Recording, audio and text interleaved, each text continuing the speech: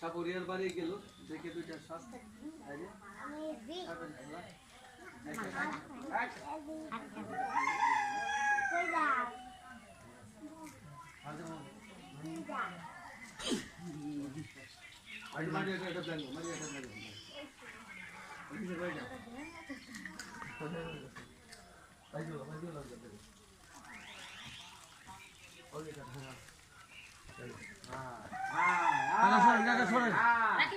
করিম চাচা আয় বলেন এই কি কই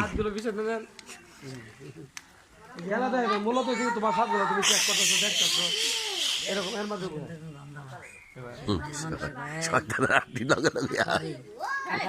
কেমন উপর থেকে নামো বাবা রে দাদা রে